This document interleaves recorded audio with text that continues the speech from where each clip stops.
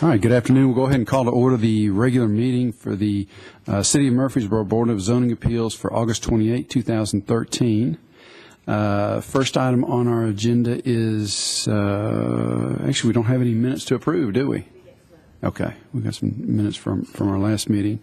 I'll tell you what, before we do get into new business though, I wanted to announce that everybody will today miss our usual tried and true planner, Matthew Blomley, and that's because Matthew and his wife on August 7th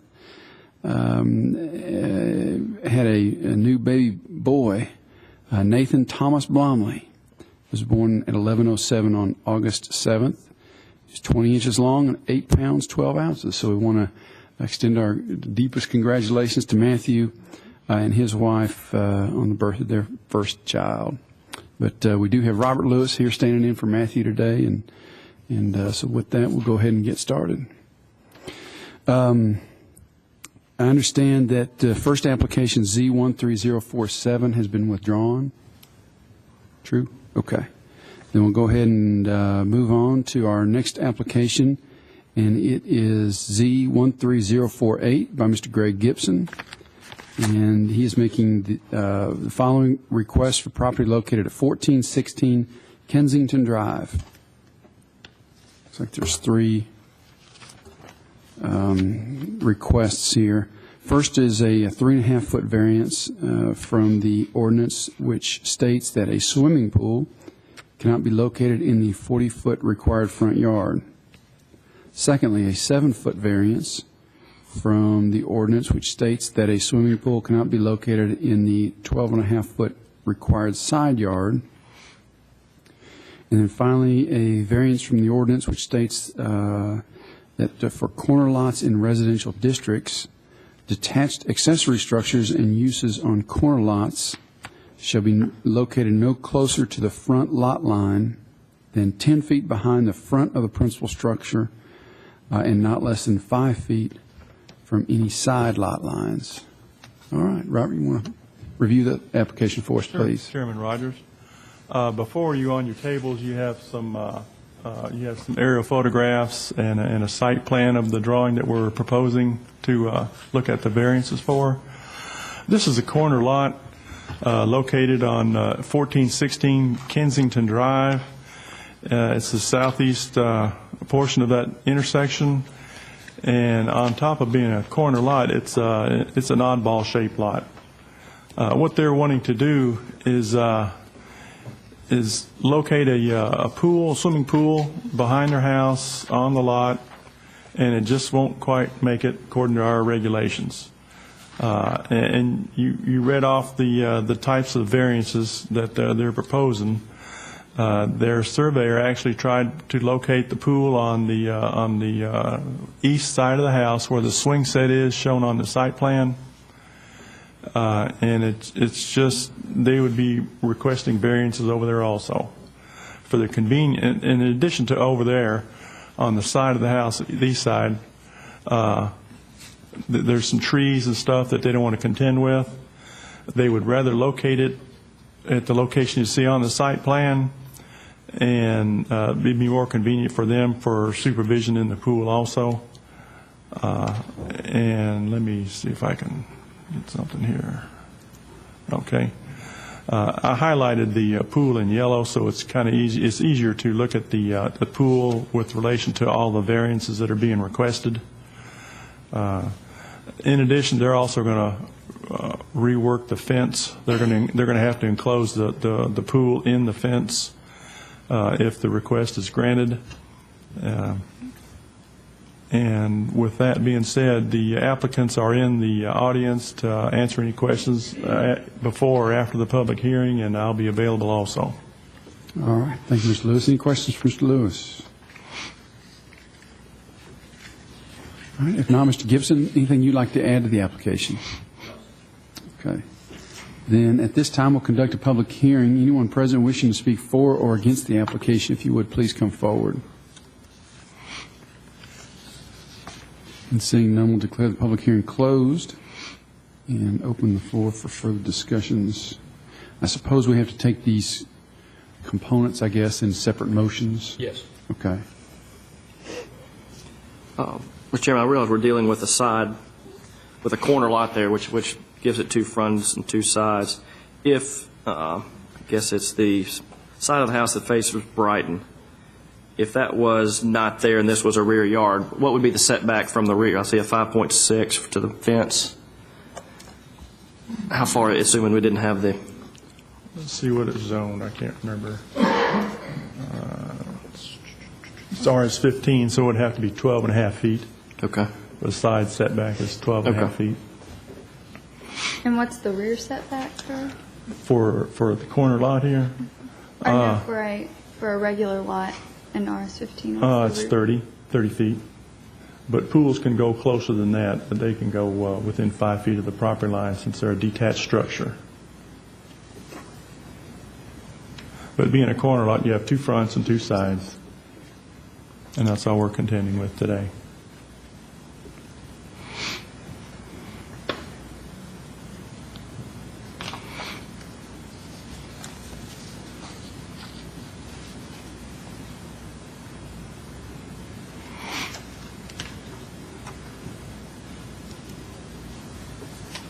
So if this was just make sure I understand, if this was a regular lot, he wouldn't even be before this board at least 2 out of the 3 or 3 out of the 3? Well, let's see, you got to be at least 10 feet behind the front of the house. So it's hard to say if this would be a regular lot. If Kensington were the front of the lot, if it was an interior lot, we wouldn't have that problem. We wouldn't have the problem of a side setback. Right. And 5 feet, well, we wouldn't have the problem on the rear either. But just this is a corner lot, so Right. it's just entirely different. Yeah. They have so many options here.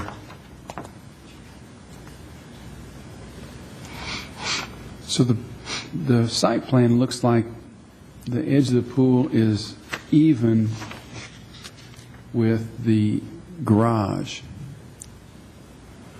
And it may be, but it has to be at least 10 feet behind.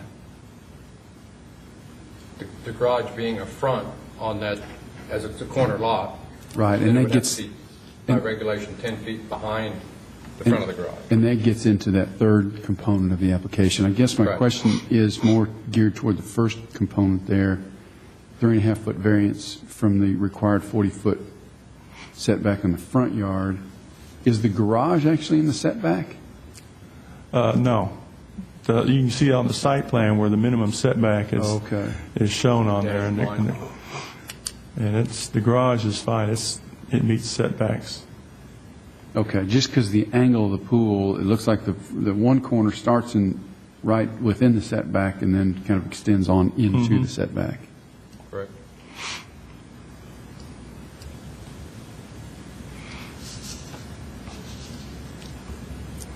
And I'll say that, the fence that you're going to propose, is this going to be a privacy fence? A wooden privacy fence? Okay. And it'll come off the house.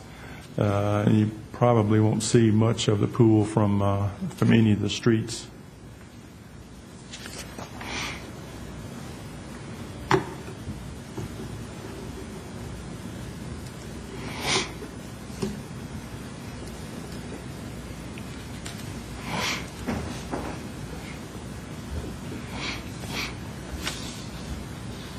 And this reminds me a little bit of that house over there just off of Compton Road. You know what I'm talking about? I remember. But now that pool was entirely within the side It yard. was. It was.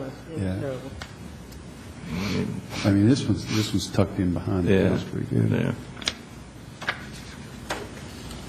I don't think the other pool that you're remembering would have passed even if it had been just a normal lot. It would have been okay if it was, the one on Compton Road wouldn't have been okay with a normal lot unless this one would be.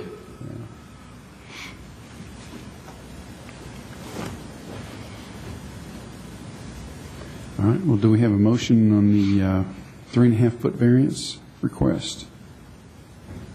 Chairman Rogers, I'll make a motion that we approve that variance. I feel like that based upon our rules for variance and the practical difficulties of this side lot, that many of these things wouldn't even be asked for if his lot was not configured in the way it is. So I make a motion that we approve the 3.5-foot variance. No second. All right, we have a motion and a second. Is there any further discussion as to the 3.5-foot variance? If not, all in favor say aye. Aye. Any opposed? All right, we'll now consider the 7-foot variance request for the side yard. I'll make a motion to approve the 7-foot variance. Second. We have a motion and a second there. Any further discussion? If not, all in favor say aye. Aye. Any opposed? All right, and finally, the request for the 10-foot, the variance from the ordinance that prohibits detached accessory structures within 5 feet of the side lot line. Mr. Chairman, I'll make a motion to approve this variance. I'll second. All right, motion and a second. Any further discussion on that one? If not, all in favor say aye. Aye. Any opposed? All right, Mr. Gibson, that application's been approved in its entirety. Thank you.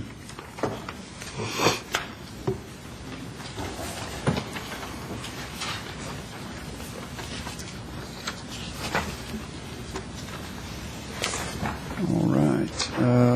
Next, we'll consider application Z13049 by Mr. Charles Fair, owner of Fair Brothers Storage, and he is making the following requests for property located at 2129 Mercury Boulevard.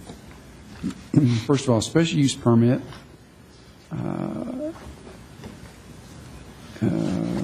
concerning, uses permitted by zoning district for the expansion of an existing self-storage business in a commercial highway zoning district. And secondly, an 8-foot variance from the City of Murfreesboro zoning ordinance, which requires a 42-foot front setback in a commercial highway zoning district. All right. Mr. Lewis, if you'd review that one for us, please. Sure, Chairman. Rogers. This property is located on the north side of Mercury Boulevard. It's also bordered by commercial highway zoning to the north, the west, and the east.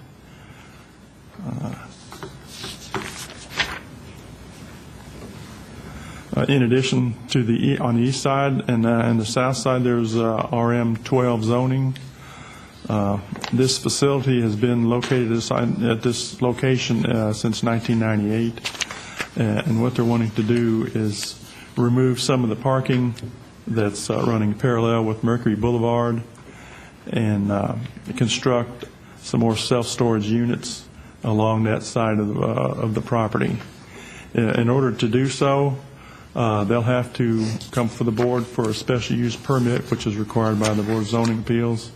In addition, they would like to have abandon an easement that's on the front part of their property. It's a public utility and drainage easement. And in your agenda package, there is a diagram or a drawing showing the existing easement. It's gone through the Planning Commission to abandon the easement. In addition to the Water and Sewer Board, they met yesterday and approved that abandonment also. It'll have to go before the City Council now in order to finish the process. They would like to have remain a 10-foot strip as a drainage easement along the front of that property. The engineering department would like to leave 10 feet of that drainage easement in place. So they're requesting the easement to be abandoned, all but that 10-foot section that runs along Mercury Boulevard. The property is located on Mercury Boulevard, and Mercury Boulevard is it has a lot of right-of-way. I think it's 250 feet, the width of Mercury Boulevard, so half of that is on that side. And they're requesting that variance to get in the front setback. And the distance from the proposed location of that structure at the closest edge of the pavement of Mercury Boulevard would end up probably around 118 feet. In front of the facility, the storage facility, there will be landscaping. There's already currently existing some landscaping, and they're going to, I think, augment it with some more landscaping. So the addition of that structure will be landscaped, and you won't be able to see it very well. I included some pictures in your handout that showed some color renderings, some color photographs, the ones I left on your tables, that will show better the some pictures of that site.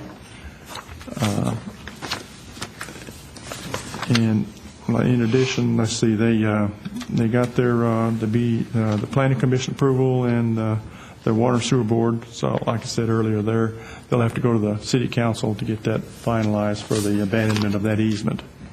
Mr. Charlie Farah and Mr. Kevin Gunther are also in the audience, available to answer any questions before or after the public hearing, and I'll be happy to answer any questions also. Okay, thank you, Mr. Lewis. Any questions for Mr. Lewis?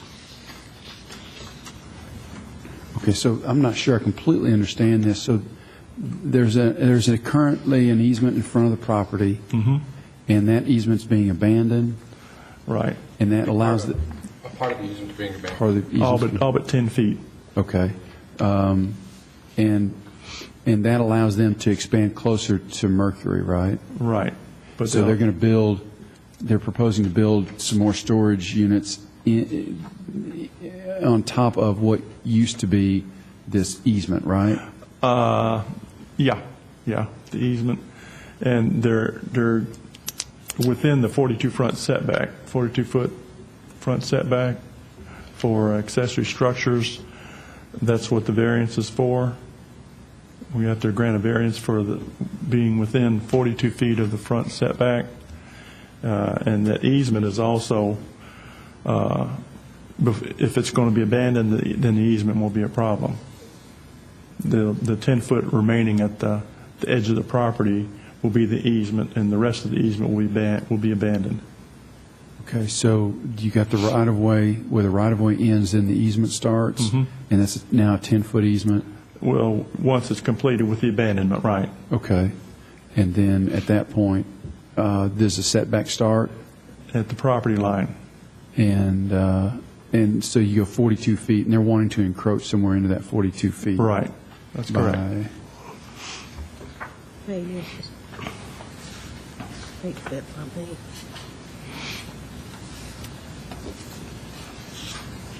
yeah, okay, by 8 feet.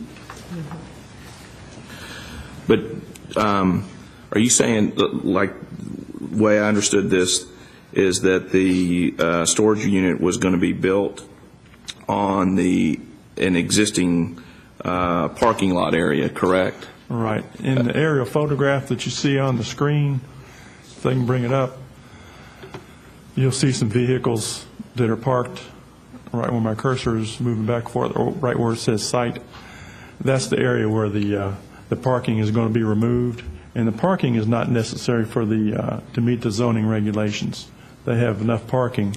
This is for the parking of buses, boats, any other kind of vehicles. That's not required customer parking or tenant parking. So the existing parking lot as it stands was already on the easement in and of itself. Is that a correct statement? That's before correct, it was abandoned? Yeah. I guess if... Okay. And Mr. Gunther can address this too. So the building in and of itself is not going to be any closer to the, say, the road or the land than what the end of the parking lot was already going to be. Is that a correct statement? That's something... That's correct. Okay. It's 10 foot length. Okay. All right.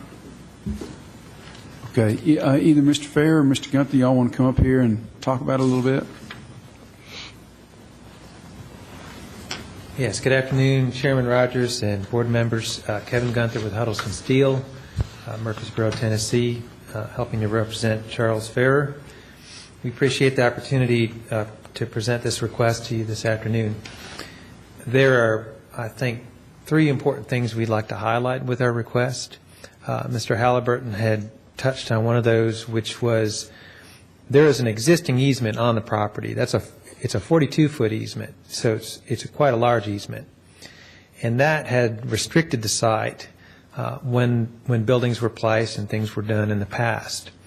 Upon researching that, Mr. Farrer found that the city agreed they did not need this easement that had encumbered the property and created a real challenge for him. So upon abandoning that easement, what this allows us to do is place a building where the parking was previously placed, and assuming, of course, that we do get a variance for that to happen.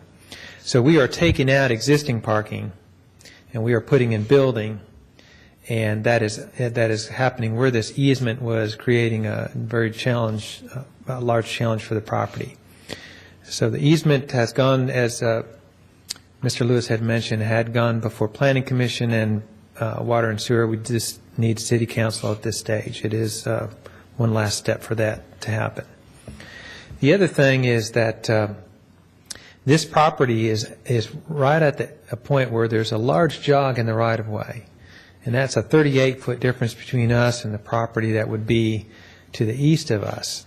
So not only did we have a 42-foot easement on the property that wasn't required, we had an additional 38 feet of jog in the right-of-way compared to what was next door to us, creating, as Mr. Lewis had said, well more than 100 feet a distance between the edge of the pavement and any kind of structure on our property. So what we're proposing is that the challenges of this easement and this jogging in the right-of-way was a very unusual circumstance for Mr. Farrer. And upon researching and finding that he could get that easement abandoned, we can take something that was parking and now put it in building, of course, with your approval. And the other thing I'd like to point out is I think visually this is going to be really a substantial improvement, because as you see on there, the building itself is proposed to be only 10 feet high. It's proposed to have brick to match the existing office building that's out there. And we will actually increase the amount of landscape, both in distance and quantity, if we're able to put that building in. We'll have an increase of distance between landscape between us and the road. And we'll add there's a pretty good layer of landscape out there now, of privet and redbud trees, and we're going to add additional layer, 3 different types of plant material that add seasonal interest and help to screen anything that Mr. Fair proposes. So the easement being really an encumbrance on a property, being able to remove that, this large jog in the right-of-way that happens right on the edge of Mr. Fair's property, and the improvement of the visual aesthetics out there, we think are all we're proposing would be what you hope would see a good reason to allow for the special use to allow for this building and the variance on the building setback. Mr. Gunther, would it be a fair statement to say this may not be the best reflection of what landscaping might be? Correct, okay. Mr. Halliburton. That is strictly a representation of the building itself. It's hard to, at that scale and length of building, to show a whole lot, but Mr. Fair did want to represent that he was going to brick the building, match his office. That landscape is not at all a reflection of what will be there. In fact, if we could flip to the photographs, if that's possible, Mr. Lewis. Yeah, I believe in your packet you will see 3 distinct photographs from different angles, and that will show you that there's a pretty good amount of vegetation there now, and it's not just shrubs. We actually have trees. And then you'll see a large green space between the fence and existing landscape, and that is going to be additional landscape. Is there any of those pictures that you did a great job including in the package? Let's see if we can Mr. Lewis? see if we can find some of those. I think the pictures are very telling. And I'm sure that I can flip it sideways, but I'm not sure how to do it. Now, we're not meaning to turn the whole world upside down, I know, with this request. It's really simpler than that. I better not touch anything because Okay. that's Well, even in sideways, you can see there's a lot of green space between us and the road. And I also want to point out that Mr. Farrer has been providing a good service to the community with his facility and been a good neighbor to the surrounding neighborhood. Is that a chain link fence there that's between the road and the property and the landscaping? What type of fence is that? Just 4 foot high, Yes, essentially. Okay. As a matter of fact, I went to them here 2 or 3 years ago, and they were running into it with tractors and this, that, and other. I told them not like to do something with it, so they want a jury fence you put away for. They want, won't change it, I put 6 foot. I didn't choose to. So what's this fence then that's in this? That's the building, that's not a fence, right? Yes, sir. That is the building. That shows you it's only a 10-foot-high building, and it's all brick facade. So how is this secure storage facility, or is it fenced anywhere? It is fenced, but I don't believe it's as Mr. Farrer had stated, it's a... Mr. Farrer, if you want to, so they can get you on the microphone and the camera, if you would come up, please. That portion is not secured, that frontage. Now, starting at the office and going towards Woodbury, it is, the fence, and then all the way around the property. To that front corner there next to Dollar General, it is secured. But that particular section is not. Is the place accessible off of Mercury? Yes, sir. Okay, is that the only access point? No, we have a fire accessibility off of that little side street. I can't remember the name of it. Arnett. Yeah, Arnett Street. Arnett. Okay. But let me say one other thing. This building will actually be 10 foot farther back on our property than the edge of the parking is now. And y'all probably not interested, but I never have been able to rent all that stuff. And you it's hard to control. People will call and say, I want to rent a parking space for my car.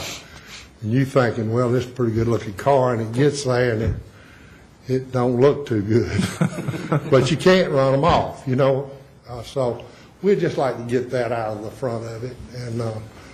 And I think this would, no question, be a big improvement. Okay. Any questions for Mr. Farrer? So, Mr. Farrer, do you plan, just curious, do you plan on making it secure or remaining? No, okay. no. It's not necessary. Though. Okay. It's, no. Okay. And if we were to do something, all we would do is go from that end of the brick. Let's say if y'all do approve this, we would go from the end of the building on each end over to our existing secured fence. Okay. We can't take that fence down that the state's got. Right. We have to deal with that. And it's... It looks like it's kind of... To be honest with you, I don't have a problem of bringing a secured fence over to that. Because the rear of the building would be your security once it's, built. Sure. I'm sorry, Mr. Rogers. Well, I was just going to say, it looks like that fence is kind of been down in a ditch, isn't it? It is. Okay. See that zigzag in that easement, if that thing, if the water line and sewer line had been abandoned back when we started the thing, I wouldn't be up here because we would have been at the point we could have built what we wanted. But it wasn't. All right. Thank you, sir. At this time, we'll conduct a public hearing. Anyone present wishing to speak for or against this application? And seeing none, we'll declare the public hearing closed and open the floor for further discussions or motion. So, again, I think we got two parts of this application that we need to consider separately. So I guess we'll first consider the expansion of the self-storage business in a commercial highway zoning district.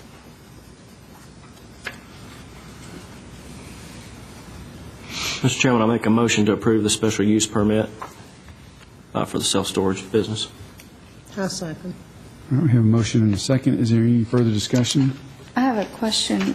Does that need to be upon the condition of the, there was a condition by the staff Okay. and staff comments. I didn't know if that was for the first part of this application or the second part. Typically, we attach those to both motions when they're two parts. So yes, I'll amend my motion to include the staff comments there. Well, see, what are you talking about? If the board sees fit to approve this application, staff would recommend the board to place the following condition. Murfreesboro Water and Sewer, sanitary sewer and water line easement must be properly abandoned according to city policy. Okay. That's part of the second. You ever made it? Ms. Miller. Part of the second. Include that in the second. Oh, okay, yes, I'll include it in the second. All right. We have a motion and a second. Any further discussion? If not, all in favor say aye. Aye. Any opposed? All right. Next, we'll consider the second part of that application for the 8-foot variance from the minimum 42-foot front setback. Chairman Rogers, I make a motion that we approve the 8-foot variance, subject to any staff comments. A second. Motion and a second. Any further discussion? If not, all in favor say aye. Aye. Any opposed? All right, Mr. Fair, Mr. Gunther, that application has been approved. Yes, sir. Thank you. Thank you. All right. Brings us to my favorite part of the agenda. Is there staff reports or any other business? All I can say is Matthew will be welcome back when he does come back. When does he come back? I think in about 2 weeks. I think September the 9th. Okay. Oh, so he'll be back then for our next meeting. He's due back the day the submittal is due for the next BZA meeting, so he'll be busy that day. I see. All right. Well, thank you, Mr. Lewis, for covering for me. As always, you did an excellent job. And if there's any other business, all right, then we're adjourned.